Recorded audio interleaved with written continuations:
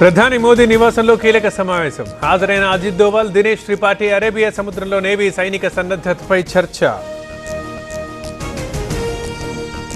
దేవాదుల పనులు 2 ఏళ్లలో పూర్తి చేస్తాం. ధాన్యం కొనుగోలును కలెక్టర్లు పర్యవేక్షించాలి.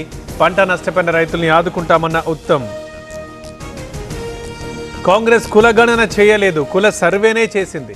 ఏ సర్క్యులర్ చూసినా సర్వే అనే ఉంటుంది. దానిపై చర్చకు సవాల్కి సిద్ధమంటూ కిషన్ రెడ్డి సవాల్. కేతిరెడ్డి, పెద్దారెడ్డి ఆగడాలకు అడ్డే లేదు. రైతుల నుంచి బలవంతంగా భూములు లాక్కున్నారు. జేసీ తీవ్ర విమర్శలు. ప్రైవేటు విద్యా సంస్థల్లో 25% సీట్లు బీసీలకు ఇవ్వాలి. మోదీ ప్రభుత్వం చర్యలు తీసుకోవాలి. Congress MP Mallu Ravi demand. అమరావతి అంటే వైసీపీకి కడుపు మంట. విషం చెమ్మిన స్వార్థపరులు ఇప్పటికైనా మారాలి. అమరావతి శక్తిని మోదీని కూడా కీర్తించారన్న పార్థసారథి.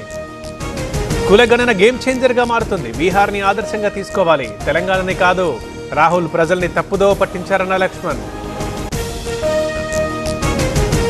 తెలంగాణ రోహింగ్యాలకు అడ్డాగా మారింది. అన్ని మదర్సాలలో అధికారులు తనిఖీలు చేయాలి. ప్రశ్నిస్తే వేధింపులకు గురి చేస్తున్నారని రఘునందన్ ఆరోపణ. ప్రధాని మాటల్లో విశ్వసనీయత లేదు. రాజధాని నిర్మాణానికి నిధులు కేటాయించాలి. అప్పిప్పించడం సరికాదన్న సిపిఐ నారాయణ.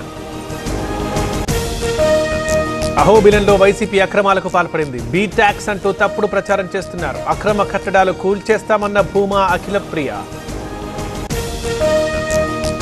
వల్లభనేని వంశీకి అస్వస్థత. ప్రభుత్వాసుపత్రికి తీసుకొచ్చిన జైలు సిబ్బంది. వైద్య పరీక్షల అనంతరం జైలుకు తరలింపు.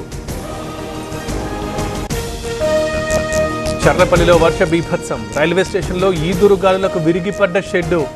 మరమ్మతులు చేపట్టిన రైల్వే అధికారులు. కుత్బుల్లాపూర్లో అక్రమ కట్టడాల కూల్చివేత. ప్రభుత్వ స్థలంలో వెలిసిన నిర్మాణాలు తొలగించిన రెవెన్యూ అధికారులు.